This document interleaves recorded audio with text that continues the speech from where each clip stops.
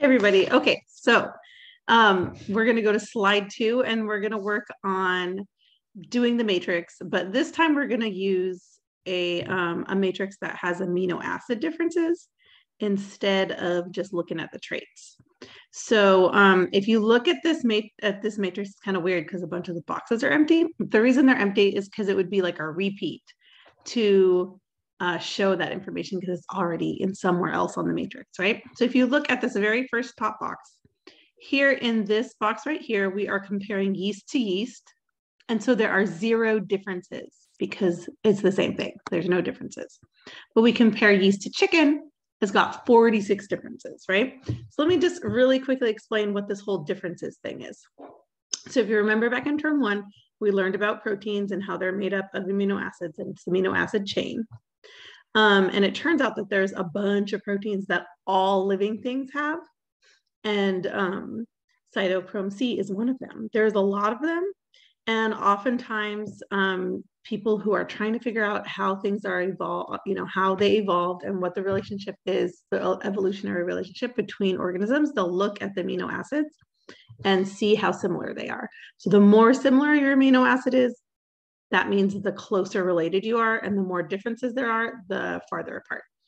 So we can see that the yeast and the chicken, not super closely related. In fact, the yeast isn't very closely related to any of the other organisms on our chart, right?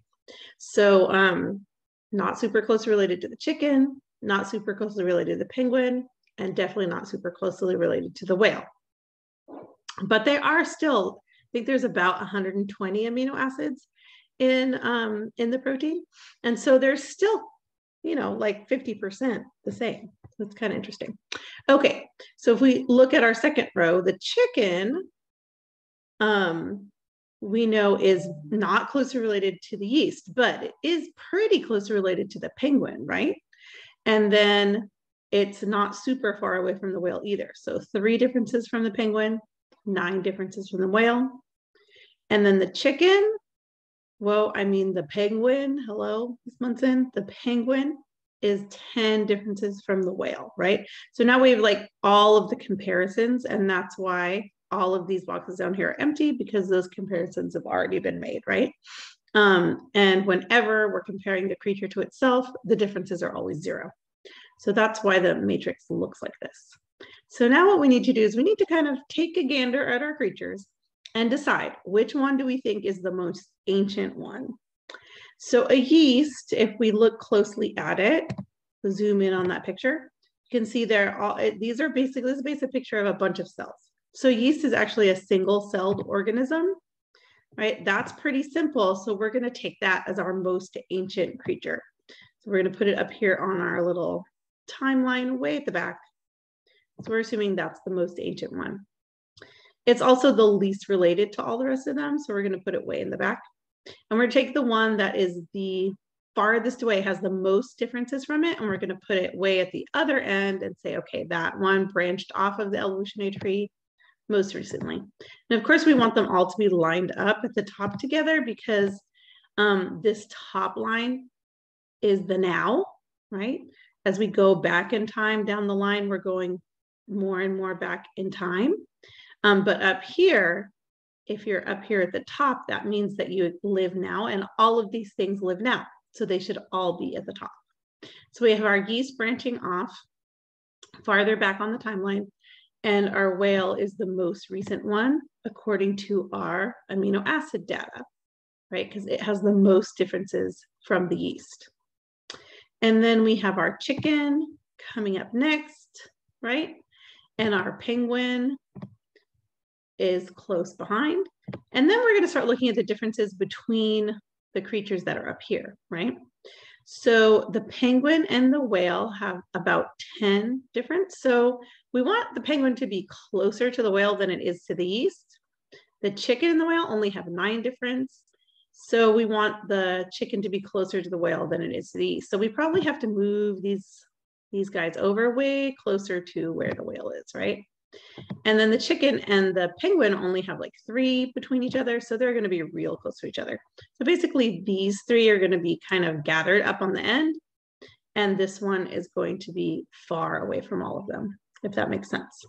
So now we have the chicken more closely related to the whale, the penguin closely related to the chicken, like very closely related, and then all of them are pretty distant from our yeast. We're going to put in our, our little branches to connect everything up now that we have it in the order that we believe is correct.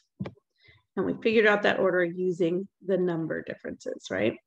So our penguin and our chicken are pretty close to one another. And our whale is going to be there at the end. Oops, I keep doing that. Let me put this up there. All right, so I'm imagining that at this time, some of you might be a little confused about how we decided on the order.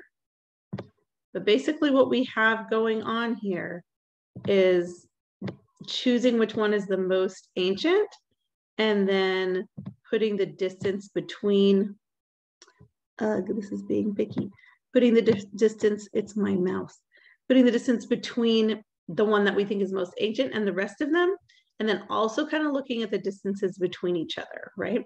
Since the penguin and the chicken are really close to one another, then we're putting them close to each other. I'm just going to give up on that. I'm going to delete this last one since the whale's on the end. We're going to put them really close to each other. And then we just want those relative differences to be as accurate as we can make them, considering what we have, right? So chicken and penguin are closest to each other in amino acid differences. They're also closest to each other on the time on our cladogram, right? The whale and the penguin have 10 between them. Looks kind of reasonable. The chicken and the penguin and the whale have 9 between them. So like if we could zoom in and be a little pickier, then we might be able to make it better. But for all intents and purposes, this is okay, what we have here. So hopefully that makes sense. If you have questions, send me a message or ask your sub. Have an amazing, fabulous, wonderful day. And try to finish up those practices today. But if you can't, then they will be due like for homework tomorrow if you don't finish them in class. All right, take care, take care.